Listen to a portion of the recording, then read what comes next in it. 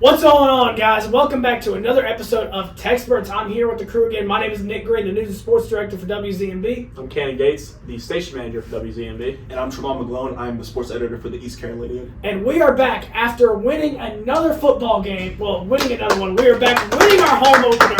First time we've won a home opener since 2018, was 2016. it? 2016. Yeah. 2016 is the first time since we've won a home opener. We're going to talk about that in just a little bit, but before we do, TECspertZ is a collaboration between the East Carolinian and WZMB 91.3 FM Greenville. And we'd like to thank the Big Vape Theory for sponsoring today's podcast. Now, gentlemen, we have won against Norfolk State. 42-3 was the final score. We had some highs, we had some lows. Overall, what was your thoughts on it? Well, I'll go more in depth, but overall, what was your thoughts on the game? I will say, did we expect anything less? No. I don't think we did. Yeah. No. I don't think we did. Obviously, like Nick said, we had some highs, had some lows, 6 turnovers. Definitely some mistakes we need to clean up. I will say out of that, the turnovers don't necessarily worry me for the future. Jake Garcia threw 3 picks. Really, only one of them made me mad.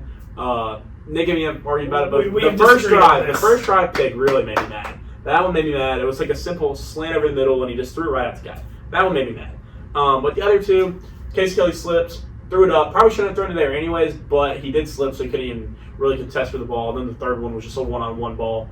Safety made a great play. I will say, I'll give props to the safety there. But overall, I liked how we played. Tight end room, I'll say it right now, we got the best tight end room in the country. That's best right. tight end, or not country, sorry. Group of 5. Hey, I was willing to go within the country. I was willing to go within the country. Hey, I'm not gonna lie. I think we might be top 15 at least. Oh, for sure. In the country, no question. Utah, Iowa, all those schools. But we won't get into that. But yeah, I think we do have the best tight end room in the group of 5. Okay. Rosario Riles, 2 touchdowns. Casey Kelly had 1. They both look very good. And then we got Tyler Savage, who didn't really play, and Javante Connor. I really like our tight end room. Another guy I want to shout out, I forget how to say his name properly. It's like Zoe Barker or Zoe. I know I don't know how to sophomore pronounce it. inside linebacker. Yeah. Yes. He had a very good game. I believe he had 8 tackles. Mm-hmm. He played very well. I mean, I liked what I saw for the most part. Yeah, 100%. It feels good to have actual passing back at ECU. We haven't had that since, Akers left us in, I believe it was 2022. Yeah, it's great to see that drives. Understandably, yes, Garcia had 3 interceptions, but he threw for over 308 yards. 300 touchdowns. I was like, yeah, for sure. But those 4 touchdowns, it gave me hope that we could actually be able to do more stuff. We're not relying too much on our run game like we did last year. And even when we didn't really too much run the ball, because we I feel like getting our receivers a little bit more accommodated, tight ends accommodated, and that was great to see. Montgomery looked really good in the second half for sure, and I loved watching him do his thing, and it gave me hope that him and Bond, also along with Harris, of course, having a potential 3-headed monster for our running back room, and that was great to see, and I think we definitely started out strong. Defense was great, holding off. The fact that he held him under 100 yards, I believe, until the 4th quarter. FCS or not, that's impressive. Yeah. Not gonna lie. One more thing I will say, I liked how the offense looked in general, even whenever. I mean, it's Jake Garcia's first college start since 2022. Right. So I won't get too mad at him about anything. It was his first start, even against an FCS school. He has the Power 5 experience, no doubt. But you have to remember it's his first start. I think he had some lows, like you said, not even just the picks. Had a few bad throws. It's just kind of like, I don't like how you threw that football. Yeah. But the offense looked good as a whole, even without off those bad plays. Pass over to Nick. Yeah, absolutely. I agree with you. I think you guys have kind of hit the nail on the head on the hammer with every single thing you said so far. Like you mentioned earlier, we have disagreed on the first interception on who is on if we're mad about that or not. Me personally, I think it was a better play by the defense, more so for the simple fact of my initial response when seeing that happen in the stadium was watching that play and saying, "Oh, he's got him." Next thing I know, the ball's going the other way. I think that's where I'm like, okay, he had the play was there. You got to lead it more in front. And so I guess I blame Jake Garcia for that, but I don't hate the read. If you can lead that ball a little more in front, I think that's going to be a better play. So I think that was a big disagreement on that. I think when it comes to the other 2 picks, though, you gave credit to the safety. I think we've got to read that a little bit better. I think the safety. I mean, that's clearly in the safety zone to cut across and make that play. We either got to make that throw. We got to get that throw in faster, or we got to find another read on that because that play was too easy for the safety to make. I think we made that a little too easy, and I think that was the one that frustrated me more than the first interception. See, my thing is, I think you're trusting your guy to go get the ball. That's my main thing. No, You're I trusting your ball. You're trusting your guy to go get the ball. I agree. The with fact you he has the initially. confidence. Who was it who was throwing the ball? So I think it might have been a running back. Still, you're trusting your guy to go get the football. No, I agree Having with that that. confidence in the first football game of the season, this being your first start in 2022, I really. Well, at the same time, I think the whole reason why the passing game was why we relied on the passing game so much is because I guarantee the game plan going in is kind of like, all right, this team has not. We finally have a passing game. Yeah. Let's explode. Yeah, I think you're right. Let's explode. I think Brock had 6 rushes. I think there was quite a few times where we were like, all right, you know what? Throw it up. Why not? We're playing Norfolk State. Let's just throw it up. What's the worst that's going to happen? Okay, they intercepted. Okay, well, we tried. It is what it is. But I think the biggest testament of this game so far was the fact that we had the 6 turnovers and our defense still only held 3 points. Yeah. I think that is the thing that not enough people are talking about right now is the fact that we had 6 turnovers, which is terrible. Don't get me wrong. We got to clean that up. We cannot play any other opponent and expect to have 6 turnovers and win the game. We cannot do that. However, we had 6 turnovers and still only held them to 3 points. I think that is a huge testament to our defense. And the only reason why they even got the 3 is because of the first turnover that put them in pretty much basically in field goal territory right off the rip. You're right about that. And so I think if we didn't have that first one, we might have held them to 0. Yeah. There's a good chance we hold them to nothing. And so I think that truthfully says a lot about our defense going into it, and that gets me excited about what this team can be. I think Mike Houston said it best. This team has so much potential to be really good, and if we can put the pieces together, I'm really excited about it. I like what you said about our tight end room. I think we got a great tight end room. I do want to talk a little bit about our weapons here. We do have a whole new assortment of weapons going on right now. We saw Anthony Smith, Winston Wright Jr., Casey Kelly, all these guys make some big plays for us. What does that mean to you guys to have these guys on our team? I think last year we had these guys. It was just we weren't giving them the ball. Obviously not as good. We didn't have those 3. No. That's not what I mean. That's not what I mean. I'm saying that I think we had guys that could be that caliber. Oh, okay, yeah. But with how our offense was as a whole and the quarterback situation is what made them look as bad as they did. Obviously, they had some bad moments. But, I mean, Horry Patterson was on the team. Chase Sal obviously didn't play on Saturday. That's another guy. I'm ready for him to be back. Yes. He had a great season last year.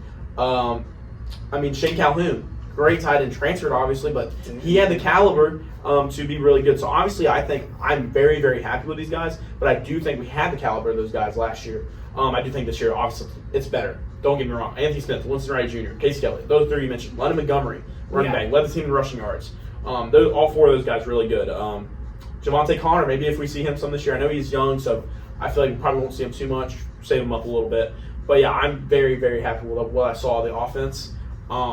I'm not going to get my hopes up too much just because it is ECU after all. But, That's fair. That's very fair. I think Don't blame me for that. there's one that I really liked, Anthony Smith. I I agree. loved what I saw in Anthony Smith. I was high on him coming in the season. Casey Kelly I think looked great, but there were a couple issues that I was like, I don't love what you're doing there. But Anthony Smith, I was very high on that.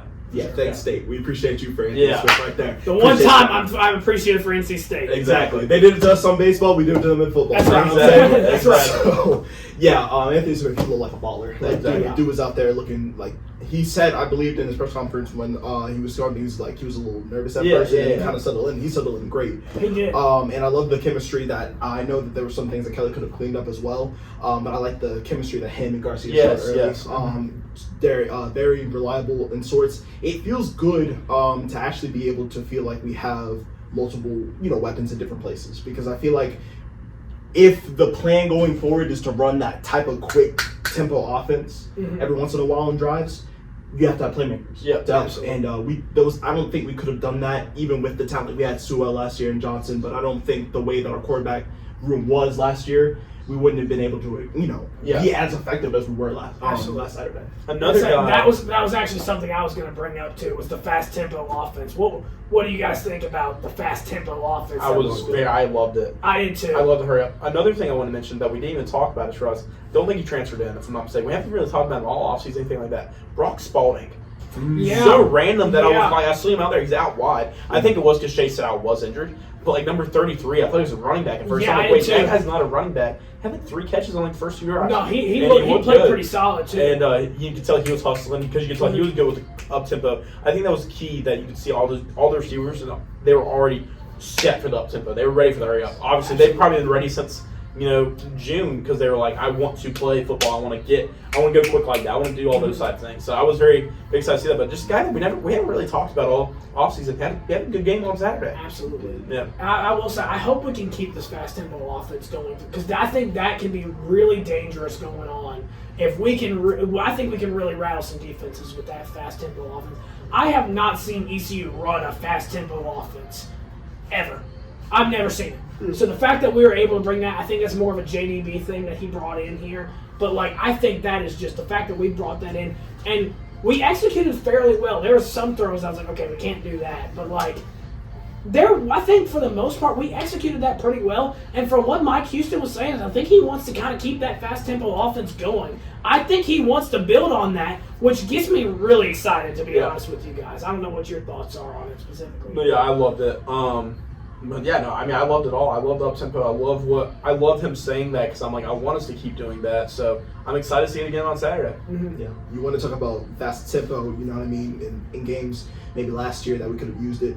Teams that run, options, which ones I'm talking about, Army and Navy. I feel like that would be effective going against them, especially when I believe we see Army later on in the season. Not to get too ahead, but yeah. No, we'll play Army mid-season. Navy will play at the end. Gotcha. Yeah. So when we go down further in the season, I feel like when we get to our tougher opponents that we usually do struggle with, I think that's going to be adding a new thing. It keeps our offense from being unpredictable. Yeah. No more days of last year where we just they're going to run it with Raji Harris, and then we can just stop them with bad passes. You can't rely on that anymore, because now we have a quarterback and a room that actually works fast and gets stuff done quicker. Yeah, absolutely, for sure. Last thing I want to talk about before we move on to Old Dominion. What were your overall thoughts on Jake Garcia's debut here? What's the overall takeaway that you got from this debut? I'll let Trayvon take it first. I liked it. There's nothing really too much that scared me besides maybe one of the 2 interceptions. He was quick with the ball, moved the offense really quick. We scored on, I believe, the majority of the drives we were going down. Yeah. And then obviously as time went on, just when the fourth quarter started, the game was already in our hand. We're good. We're trying to see what works with our running back room. At that point, it was fine. So he did his job, and that's all we don't need him to necessarily have a 4-touchdown, 300-yard game in most cases, hopefully, because our defense is good.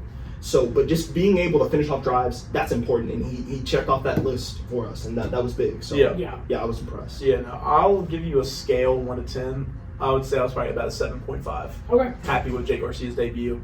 Obviously, the 3 picks. It's not even just that. I liked how he played as a whole. I liked seeing him out there. He looked comfortable. And that was what, even after the interceptions, he looked comfortable. And I think that's all we can ask for right now, because last year, Flynn, Garcia, they make one mistake. They're all in their heads. You can see it. Garcia just looked cool, calm, and collected.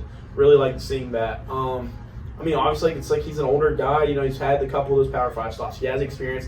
He's been in those, even, has not started too many college football games, but he's been in high-pressure situations. High school is obviously a different beast, but he played in California in high school. Those are some big-time games. He played Georgia his senior year of football. Those are some big-time football games. So he has that. He is good in those pressure cooker situations. So seeing him be comfortable, even though it is his home crowd cheering him on, still, he looked comfortable, and that's what I really like to see. Absolutely. I think you guys said it perfectly. The comfortability, his pocket presence, I think really impressed me a lot. And the fact that he just didn't panic, I think was great to see from us. Especially, like you said, after last year, God, we needed this. I mean, we desperately needed somebody who's going to sit in the pocket, take a hit, and still make a good throw down the field. That is exactly what we needed, and the fact that we've got that now, I think is great. Yeah. The fact that he was unrattled after getting interceptions, like you said, I think that's huge. I think that's huge to have, and I agree. I actually was very pleased with Jake Garcia's first day. He threw 3 of them dang things. That was so cool. 3 of them, and then proceeded to come out. I think he scored. I don't know this for a fact, but I think he scored a touchdown after the drive after. I think the second touchdown with Riles was after his 3rd pick. Okay. Or something, or at least the first touchdown, one of the 2. Okay. Well, still, I mean, they let a touchdown drop. Yeah. And it's like, okay, awesome. Like that's what we like to see. Like, yeah, you're gonna make a mistake, learn from it, and do better on the next drive. Have short-term memory in football. That's what every coach talks about, is having short-term memory. And I think that's great, the fact that we saw that right now. Yeah. I think it's time to kind of transfer over into Old Dominion a little bit. Old Dominion played a tough game against South Carolina. I think the score was 23-19, 23-19. Tough game against South Carolina. Are you guys nervous about Old Dominion? What are your thoughts on this? Man, I am a little bit because of the way that they were able to like kind of come back in that game in the second half. I thought that South Carolina, I know they haven't been their best. It's not their prime, clearly, from years past, but they're still a SEC team. That's tough football. It's the best conference in NCAA, in my opinion. Yeah, 100%. Yeah. Right. And the fact that they were able to even keep it close on the road for that game for them was that was impressive. And it's something that I'm a little bit nervous about. Not overly nervous, but it's not going to be a cake. It's not going to be a cakewalk this week. It's going to be something that we have to take this seriously, lock in for this one, guys, and stay alert all 4 quarters. Yeah. The thing is, I'm always going to be nervous for ECU football. Yeah. So this is fair. So us, Old Dominion, I guess, they do make me a little bit nervous. They played good against South Carolina. South Carolina looks really bad. Trust me, my brother graduated South Carolina. I was getting an earful from him how bad they were playing. But Old Dominion always plays tough. So that's why I'm kind of not even taking it too much into effect. They always play tough football games. It doesn't. Usually they're not that great of a team record-wise, but they always play tough games. So as a whole, I think we will win. But yeah, I do think it'll still be a tough game. Yeah, I don't know if it'll be. So I agree. Old Dominion is normally a tough game because they're always a sleeper team that whenever you see them on the schedule, you never know what to expect. Mm-hmm. And I think that kind of proved itself against the South Carolina game. South Carolina they kind of overlooked Old Dominion a little bit. They're kind of like, okay, it's Old Dominion, home opener. This should be easy. And then Old Dominion gave them a ball game. Yeah. I mean, they went to the final minute with South Carolina. And yeah, South Carolina played awful. Let's keep it real. They did not play good at all. But at the same time, you got to give Old Dominion credit. They hung in there, went to rowdy Williams-Brice Stadium because that place gets loud. That place rocks. That place gets loud. I've been to quite a few games over there. Willie B gets loud. Mm-hmm. So they went in there and they did a great job for that. I mean, I think they have a reason to make us a little nervous. Now, I think we should go in confident in our play because we did just come off 42-3, and look, there's a lot to be happy about what just happened against Norfolk State. There's a lot to be excited about. I think we have to look at them as a real challenge and be like, okay, I think this is you have to look at them and be like, okay, their wide receiver, Isaiah Page, he had a great day. I don't remember his stats off the top of my head, but I know he had a touchdown and 8 receptions, I think. I don't remember how many yards he had. I think it was 120, something around that, but I'm not entirely sure on that. Isaiah Page had a great day, though. We'll have Siobhan Revel on him, so I'm not super concerned about that. I think he'll be locked in. I'm not super concerned about his day. I think defensively, I'm not super concerned. Offensively, we have just got to put the ball in the end zone. That is the one thing South Carolina struggled with. We've got to get the ball in the end zone when we can. We cannot have empty possessions. And I think if we can do that, I think ECU should come away with a win here. I'm going to start the predictions off right now. I'm going to go bold. Why not? ECU 28-10. Going bold. Okay. I was literally going to say it's 28-10. I was literally, you know what? 31-10. ECU. I was literally going to say 28-10. I think Old Dominion is going to be a tough game no matter what. I thought I was going to have something else but I'm out of it. Go ahead. I gotcha.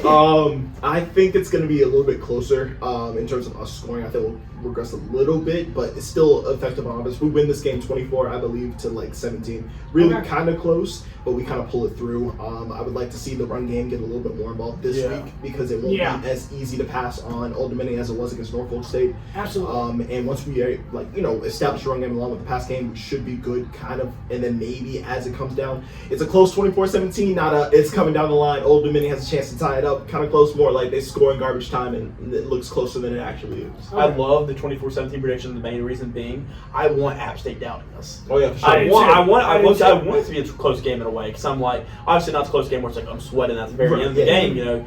Us going on a game-winning drive type of vibe. But I do want it to be a close game because I want App State to be doubting us. I want them to be like, they beat an FCS school by that much. Yeah, they barely beat Old Dominion. I want those boys Especially to if App State can come out of Clemson with a win. Yeah. Oh, they're going to overlook us. I said, because App State's got Clemson this week, and we've talked about this a little bit. I think App State's going to beat Clemson this week. I think they'll do it. I'm not sold on Clemson at all, really. So I think App State's going to come out of Clemson with a win. And if they do come out of Clemson with a win, we'll have a fun conversation for you guys next week regarding that, because that means they're going to be overlooking ECU, and we'll have that game at home. But until next time, thank you guys so much for tuning into this week's episode of TECspertZ. We'll be back next week where we can discuss the Old Dominion game and preview the App State game coming to town. So that'll be fun, and we look forward to talking that with you. Until next time, everybody, go Pirates.